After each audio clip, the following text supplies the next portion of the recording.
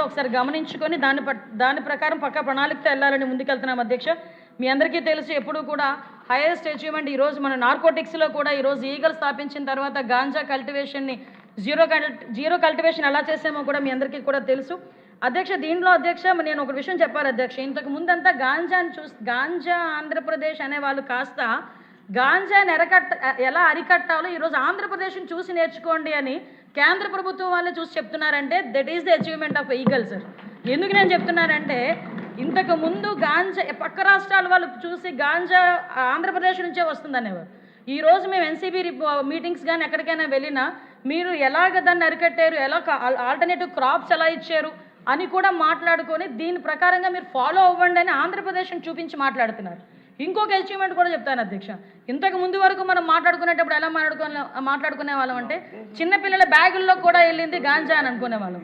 ఈరోజు చిన్నపిల్లలు సైతం బయటకు వచ్చి గాంజా మీద అవేర్నెస్ ప్రోగ్రామ్స్కి వాళ్ళు కూడా అటెండ్ అవుతున్నారని చెప్పడానికి కూడా ఈరోజు నేను చాలా గర్వపడుతున్నాను అధ్యక్ష. అంటే ఈరోజు గాంజాకి సంబంధించి కూడా ఈరోజు ప్రత్యేకంగా బడ్జెట్ ఏర్పాటు చేసుకుని వాళ్ళని కూడా స్ట్రెంథెన్ చేస్తున్నాం. వాళ్ళకి సంబంధించి ఈరోజు ఈగల్ క్లబ్స్ ఏర్పాటు చేసుకుని స్కూల్ స్థాయి నుంచి కూడా వాళ్ళకి అవేర్నెస్ క్రియేట్ చేస్తున్నాం అధ్యక్ష. అదేవిధంగా అధ్యక్ష రెడ్ శాండిల్ స్మగ్లింగ్ కూడా అధ్యక్ష 36% తగ్గింది అధ్యక్ష. ఇందాకే చెప్పిన అధ్యక్ష కన్విక్షన్ రేట్స్ గురించి కూడా అంటే అధ్యక్ష ఈరోజు ఫోరెన్సిక్ డిపార్ట్మెంట్ ఒకటి ఇందాకే మన వాళ్ళు చెప్పారు. ఫోరెన్సిక్ డిపార్ట్మెంట్ గురించి కూడా మనకి ఎఫ్ఎస్ఎల్ ఒకటి, ఆర్ఎఫ్ఎస్ఎల్ మొత్తం 4 ఆర్ఎఫ్ఎస్ఎల్స్ కూడా ఉన్నాయి. ఈ ఫోరెన్సిక్ సైన్స్ ల్యాబొరేటరీ మనకి ట్రైనింగ్ ప్రోగ్రామ్స్ కానీ ఈరోజు మనకి మ్యాక్సిమం ఫోరెన్సిక్ ల్యాబొరేటరీ రావడానికి కూడా సిద్ధంగా ఉంటే అంటే ప్రతీకార తత్వం అంటారు కదా, అది జగన్మోహన్ రెడ్డిలో చాలా క్లియర్గా ఈ ఫోరెన్సిక్ డిపార్ట్మెంట్ చవి చూసిందేమో. అమరావతిలో ఉన్న కారణంగా బిల్డింగ్ను కూడా ఆపేశాడు 5 సంవత్సరాలు కూడా. మళ్ళీ ఎగైన్ మనం వచ్చిన తర్వాత దాన్ని మళ్ళీ రీకన్స్ట్రక్ట్ చేసే పరిస్థితి ఈరోజు కనిపిస్తూ ఉంది. ఫోరెన్సిక్లో అధ్యక్ష 24,000 లాంగ్ పెండింగ్ రిపోర్ట్స్ని డిస్పోజ్ చేశాం అధ్యక్ష 20 నెలల్లో.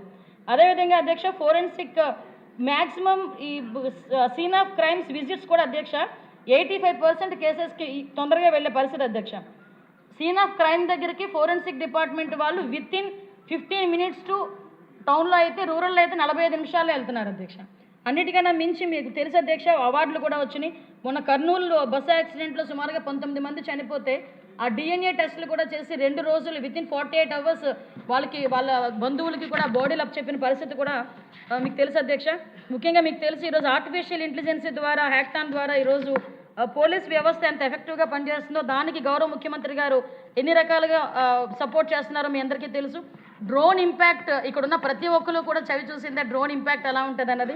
ఇందాకే చెప్పాను ఈవ్ టీజింగ్ కానీ ఆర్గనైజ్డ్ గ్యాంబ్లింగ్స్ కానీ గాంజా కన్జ్యూమర్స్ కానీ గ్యాంబ్లింగ్స్ కానీ ఇలాంటివన్నీ కూడా ఓపెన్ డ్రింకింగ్ చేసిన ఎక్కడైనా కూడా ఈ డ్రోన్స్ ద్వారా పట్టుకొని వాళ్ళ మీద కేసులు కూడా ఫైల్ చేయడం జరుగుతుంది. సీసీటీవీ ఇంపాక్ట్ కూడా ఇందాకే మీకు చెప్పాను. ఇప్పుడు డిటెక్షన్ తొందరగా జరుగుతుంది, ఇన్వెస్టిగేషన్ జరుగుతున్నాయి, ప్రూఫ్లు ఎవిడెన్స్లు వస్తున్నాయి, కన్విక్షన్స్ పడుతున్నాయంటే బికాస్ ఆఫ్ సీసీటీవీ కెమెరాస్. ఇదే విధంగా అధ్యక్ష ఇందాకే చెప్పాను అధ్యక్ష నేషనల్ రికగ్నిషన్ కూడా మనకి నాట్ గ్రిడ్ అని ఉంది అధ్యక్ష, నేషనల్ ఇంటెలిజెన్స్ గ్రిడ్. ఈ పోర్టల్ ఇన్వెస్టిగేషన్ ఇంటెలిజెన్స్లో మనకి నెంబర్ 1 ర్యాంక్ కూడా వచ్చింది అధ్యక్ష. దాంతోపాటు సెంట్రల్ ఎక్విప్మెంట్ ఐడెంటిటీ రిజిస్టార్లో కూడా అధ్యక్ష ట్రేసింగ్ లాస్ట్ మొబైల్స్లో ర్యాంక్ 6లో ఉన్నాం అధ్యక్ష. అంటే maximum national narcotic control bureau నుంచి ఆంధ్రప్రదేశ్ అచీవ్మెంట్స్ కూడా వాళ్ళు గుర్తించిన పరిస్థితి కూడా ఉంది అధ్యక్ష. అదేవిధంగా అధ్యక్ష ఈరోజు వెల్ఫేర్ మోడర్నైజేషన్లో మీ అందరికీ తెలుసు అధ్యక్ష ఎన్నో కేసులు పెట్టారు. ఏదో రకంగా కానిస్టేబుల్ నియామకాలు కూడా అడ్డుకోవాలనుకున్నారు. మేమే పెట్టామన్నారు, మేము అన్నీ పూర్తి చేసిన తర్వాత మేము పెట్టాం కాబట్టి మీరు పూర్తి చేశారన్నారు. అయినా కూడా ఈరోజు సుమారుగా అన్నిటినీ ఎదుర్కొని అన్ని మాటల్ని ఎదుర్కొని సుమారుగా 5,757 మంది కానిస్టేబుల్స్కి నియామకాలు ఇచ్చి వాళ్ళ తాలూకా స్టైఫండ్ కూడా ఒకే ఒక అమ్మాయి ఆ రోజు సీఎం గారిని అడిగింది అధ్యక్ష, సార్ మాకు స్టైఫండ్ పెంచండి అని. 4,000 నుంచి 12,000 4,500 నుంచి 12,000 పెంచడం జరిగింది అధ్యక్ష. నన్ను సభ్యులందరూ కంగారు పెట్టేస్తున్నారు అధ్యక్ష. నాకు ఇచ్చిందే ఇంత సమయం, పెద్ద సబ్జెక్టు అయినా కూడా ముగించేస్తాను తొందరగా అధ్యక్ష. మోడర్నైజేషన్కి కూడా ఈరోజు ఎఫ్ఎస్ఎల్ ఫండ్స్ కానీ అధ్యక్ష ఫోరెన్సిక్స్కి సంబంధించి వెహికల్స్ ఇవన్నీ కూడా తీసుకోవడం జరిగింది అధ్యక్ష. ఎస్పెషల్ అధ్యక్ష ఇంకో మీకు ఒకటే చెప్తున్నాను అధ్యక్ష, పెట్రోల్ ఇవ్వాలని మా రాజుగారు గోల. అంటే వెహికల్ ఇస్తే పెట్రోల్ కూడా ఇస్తాం సార్. వెహికల్ ఒకటి ఇస్తే ఏం చేసుకుంటారండి, అందుకే వెహికల్తో పాటు పెట్రోల్ కూడా ఇస్తాం, లీటర్లు కూడా ఇస్తున్నాం సార్. ఇప్పుడు చెప్పబోతున్నాను ఈరోజు 3,000 వెహికల్స్ ఇవ్వడానికి కూడా రాష్ట్ర గవర్నమెంట్ ఈరోజు సిద్ధపడి పోలీసులకి వాళ్ళ తాలూకు ఇన్వెస్టిగేషన్కి కానీ వాళ్ళకి మౌలిక సదుపాయాలు కల్పించాలనే ఉద్దేశంతో ఆ 3000 వెహికల్స్ ఈరోజు బడ్జెట్లో ప్రవేశపెట్టినందుకు ప్రత్యేకంగా గౌరవ ఆర్థిక శాఖ మంత్రి గారికి, గౌరవ ముఖ్యమంత్రి గారికి కూడా నేను స్పెషల్గా థ్యాంక్స్ చెప్పుకుంటున్నాను అధ్యక్ష. అదేవిధంగా అధ్యక్ష, సుమారుగా డీజిల్ గురించి ఎప్పటి నుంచో సభ్యులందరూ కూడా 300 లీటర్లు పెంచమని చెప్పారు. దాన్ని కూడా ప్రపోజలే కాదు, దానికి కూడా సముఖంగా ఆర్థిక శాఖ వాళ్ళు కూడా మనకు చెప్పడం జరిగింది. వాటితో పాటు ఇన్వెస్టిగేషన్ ఛార్జెస్ కానీ, సీసీటీవీ కెమెరాస్కి స్పెషల్ ఫండ్స్ కానీ, పోలీస్ డిపార్ట్మెంట్కి సంబంధించి ఇన్ఫ్రాస్ట్రక్చర్కి కానీ ఈరోజు ఫండ్స్ కూడా భారీగా అధ్యక్ష. మీకు విషయం చెప్పాలి, లాస్ట్ బడ్జెట్ కన్నా ఈ బడ్జెట్లో 7% ఎక్కువగా పోలీస్ డిపార్ట్మెంట్కి కేటాయించడం జరిగింది. దీన్ని బట్టే అర్థం అవ్వాలి పోలీస్ డిపార్ట్మెంట్ పట్ల ఎంత సానుకూలంగా ఉన్నారన్నది, ఈ గవర్నమెంట్ సానుకూలంగా ఉన్నారని తెలియాలి.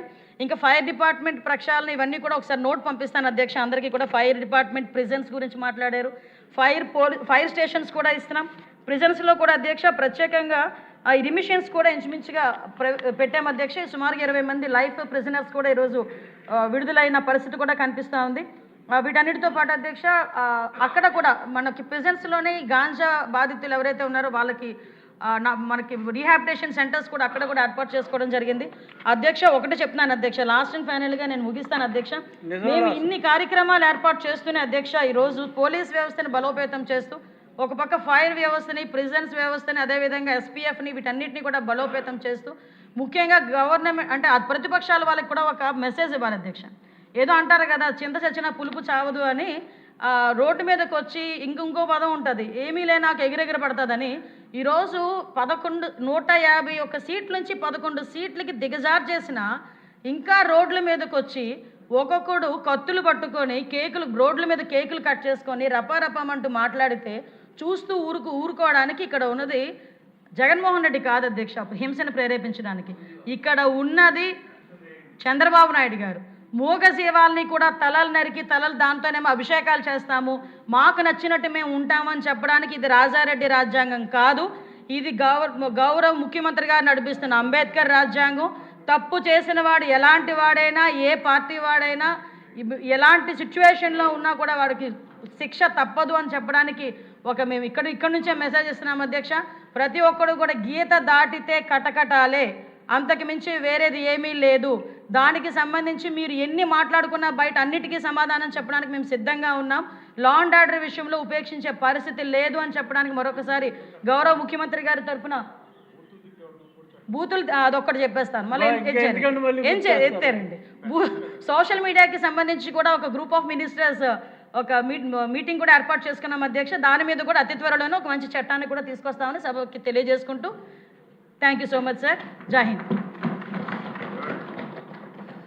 సమయం చాలా తక్కువ ఉంది, ఇంకా 3 మినిస్ట్రీల మీద డిస్కషన్ కూడా ఉంది. కాబట్టి సభ్యులు క్లుప్తంగా మాట్లాడి, మంత్రులు కూడా అంత ఎక్కువగా కాకుండా కాస్త క్లుప్తంగా మాట్లాడితే మీకు భోంచేసే అవకాశం ఉంటుంది. ఇప్పుడు రెవెన్యూ శాఖ మీద డిస్కషను, ఓన్లీ రెవెన్యూ మీదే. మిగతా సబ్జెక్టులు కూడా ఓవర్లాప్ అవుతున్నారు చాలామంది. ఓన్లీ రెవెన్యూకి రెస్ట్రిక్ట్ అవ్వండి. యార్లగడ్డ వెంకట్రావు మాట్లాడతారు. రెవెన్యూ రిజిస్ట్రేషన్ స్టాంపుల విభాగానికి 3,827 కోట్ల 50